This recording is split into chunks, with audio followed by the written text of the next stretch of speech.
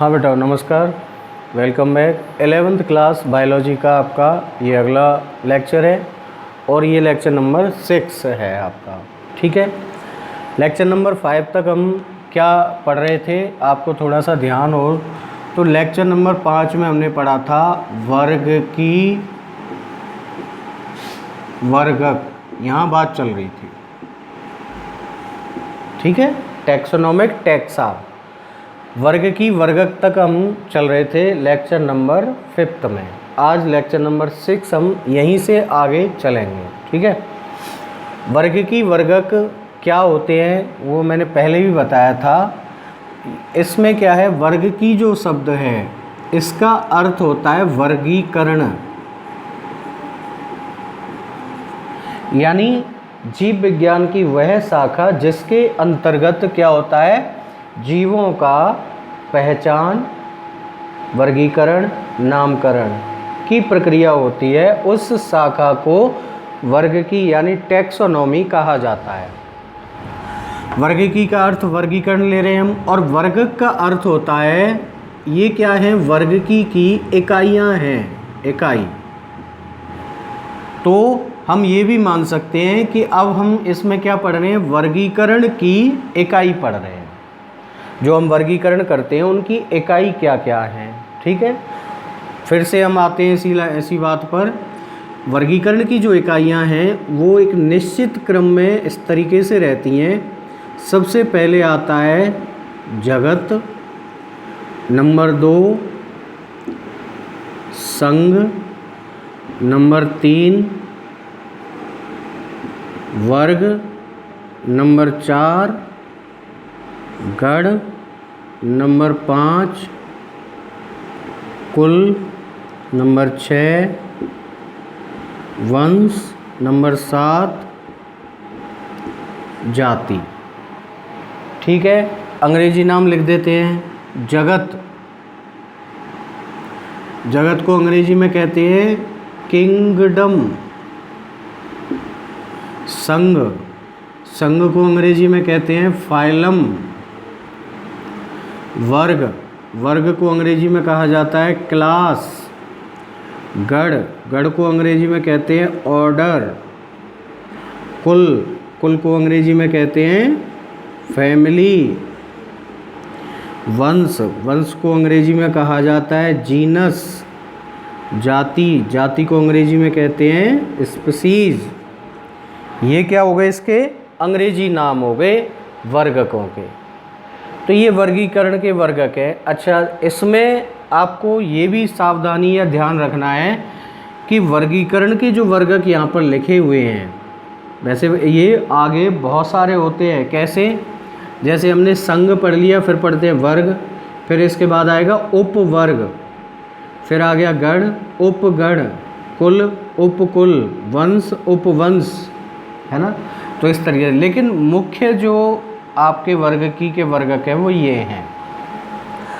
अब इन वर्गकों में ध्यान रखने वाली बात ये है कि ये वर्गक सदैव इसी क्रम में रहते हैं। इनका ये क्रम निश्चित है।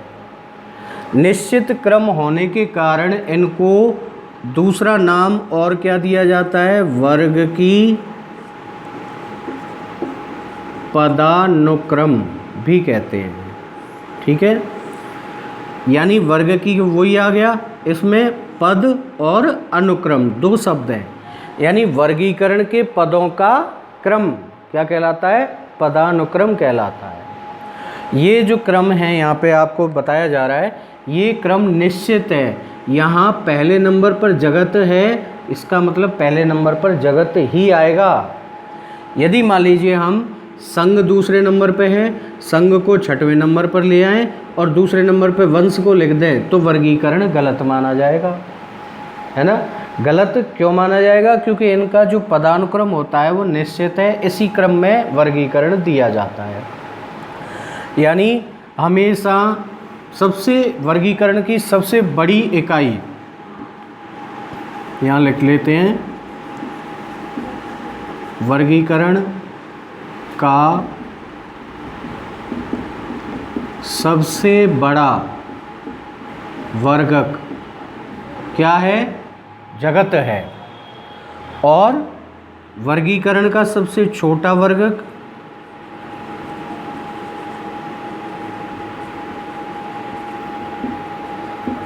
सबसे छोटा वर्गक क्या है? जाति है। इस क्रम के लिए आगे वैसे और चले तो उपजाति आएगा, उपजाति के बाद फिर क्या आती है? किस्म आ जाती है ना। तो वो एक अलग चीज़ है, लेकिन एक जो स्टैंडर्ड क्लासिफिकेशन होता है, एक जो मान्य जो वर्गीकरण होता है, उसमें हम ये पढ़ते हैं कि जगत सबसे बड़ा क्या है? वर्गक है वर्गीकरण का, और जाति वर्गीकरण का सबसे छोटा वर्गक है। ठीक है। अब आगे इसमें ये किस आधार पर इनको वर्गीकृत किया जाता है? तो वर्गीकरण में ध्यान ये रखा जाता है कि जैसे जीवों का वह समूह है ना, परिभाषा इनकी आगे लिखते चलते हैं।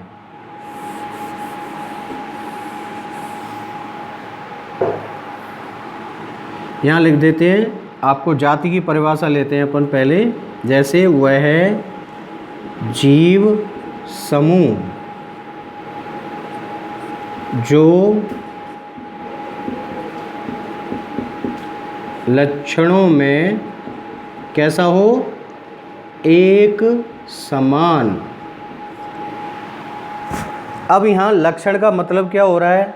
अपन लक्षणों में पढ़ रहे हैं, तो यहाँ लक्षण का मतलब क्या हो गया? लक्षण का मतलब ये हो गया कि वो जीव कैसे है लक्षणों में? शारीरिक संरचना में, व्यवहार में, आनुवांशिकी में, इसमें क्या है? एक समान हो। तथा ये आवश्यक है इसके साथ एक और लाइन जोड़ना, तथा उनमें अंतर्जनन, अंतर की जगह अपन अंत्य कर दें, अंत्यजनन होता है। तो वो क्या कहलाएगा? जाति कहलाता है। जैसे किसी भी एक जीव का उदाहरण ले लेते हैं हम। उदाहरण ले लिया हमने, जैसे कोई भी एक जानवर है, खरगोश जैसे। तो खरगोश जितने भी हैं एक समूह, सभी खरगोश के शारीरिक संरचना, उनके लक्षण, उनका व्यवहार, उनकी आनुवांशिकी कैसी है? एक समान। और उनमें अंत्यजनन मतलब उस ग्रुप में जितने भी खरगोश हैं वो आपस में जनन की प्रक्रिया के द्वारा संतति उत्पन्न कर सकते हैं। तब हम उसको क्या कहेंगे? एक जाति कहेंगे। ठीक है। आगे अब वंश क्या होता है? वंश हो जाएगा जातियों का वह समूह जो लक्षणों में क्या हो? एक समान हो। वंश क्या हो गया? जातियों का समूह हो गया, और ऐसी जातियां जो क्या हैं? लक्षणों में लगभग कैसी हैं? एक समान। तो ऐसी जातियों का समूह मिलकर के किसका निर्माण करता है? वंश का निर्माण करता है। फिर कुल की परिभाषा क्या होगी? कुल की परिभाषा होगी एक समान लक्षणों वाले वंश मिलकर के क्या बनाते हैं? कुल बनाते हैं। इसी तरीके से अब हम इसी तरीके से बढ़ते जाएंगे। गण की परिभाषा क्या देनी है? एक समान लक्षणों युक्त कुल क्या हो जाएंगे? गण। फिर ऊपर चलते हैं वर्ग।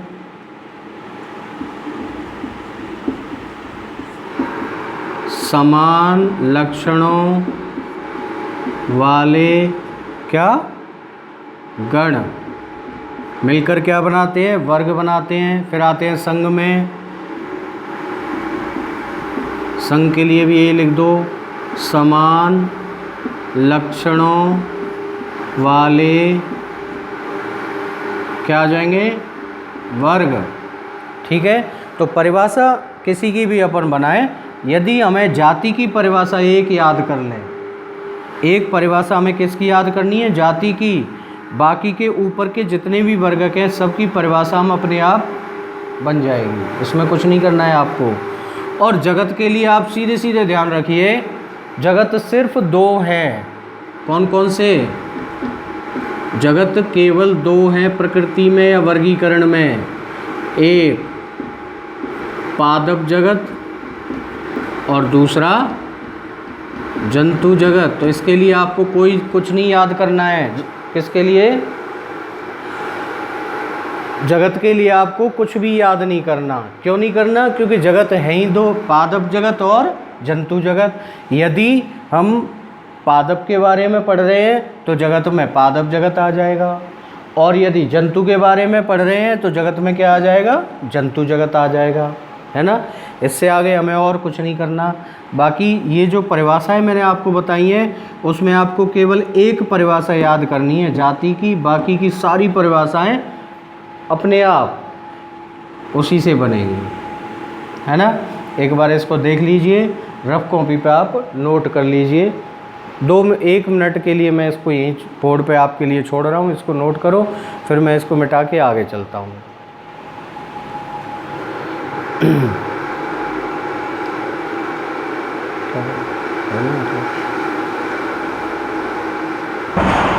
चलिए, लिख लिया होगा आपने। अब आगे चलते हैं। ये हो गए वर्ग की पदानुक्रम, या इसको हम और क्या कहते हैं?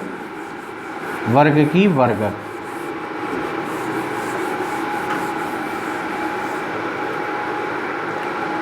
अब देखिए, अब आता है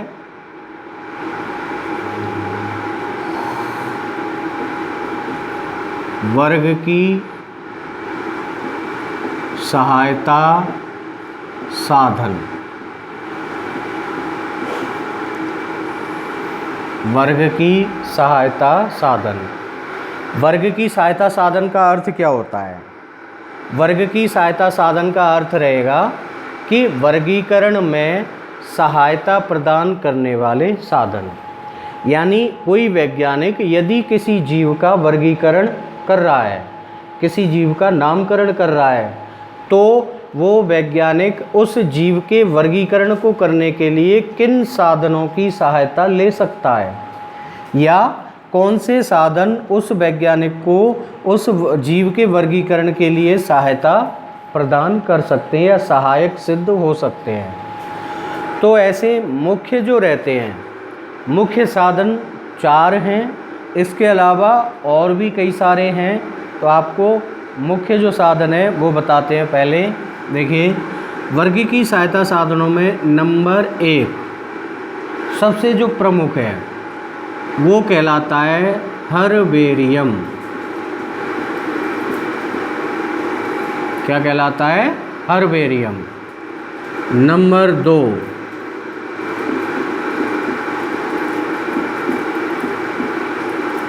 वानस्पतिक उद्यान। नंबर 3 में आता है संग्रहालय, है ना। संग्रहालय भी किसके? जंतु के, तो इसको जंतु संग्रहालय भी लिखते हैं। नंबर 4 और क्या ले सकते हैं हम? चिड़ियाघर। ये भी क्या है? एक तरह का वर्ग की सहायता साधन है ना। नंबर 5 एक हिंदी में कहती है नियम पुस्तिका। जिसको अंग्रेजी में मैनुअल्स कहा जाता है। तो ऐसे कई तरह के मैनुअल्स, जर्नल्स, शोध पत्रिकाएं, है ना। तो हम जो सहायता साधन है उसमें से हमें कितने पढ़ने हैं डिटेल से? केवल 4। ये 4 जो साधन हैं इनमें से 2 ये और 2 ये वाले, ये तो साधन उपयुक्त होते हैं किसके लिए? वनस्पति के लिए। किसके लिए उपयोग किया जाता है? वनस्पति के लिए। और इनका उपयोग किया जाता है किसके लिए? जंतुओं के लिए। यानी यदि कोई जीव जिसका वर्गीकरण हो रहा है वो जंतु है तो हम संग्रहालय या चिड़ियाघर इनका उपयोग करते हैं, और यदि पादप है तो हर्बेरियम या वानस्पतिक उद्यान का उपयोग किया जाता है। किसके लिए? वर्ग की सहायता साधन के रूप में। ठीक है, तो ये 4 वर्गी की सहायता साधन हैं। तो यहाँ आज का जो आपका वीडियो है वो यहीं तक रहेगा। अगला जो वीडियो हम शुरू करेंगे वो कहाँ से शुरू करेंगे? हम हर्बेरियम से शुरू करेंगे। इन चारों को एक एक करके थोड़ा सा आगे इनके बारे में पढ़ना है। ठीक है बेटा, तो आप थोड़ा थोड़ा पढ़ते भी रहिए और सुरक्षित रहिए। Thank you.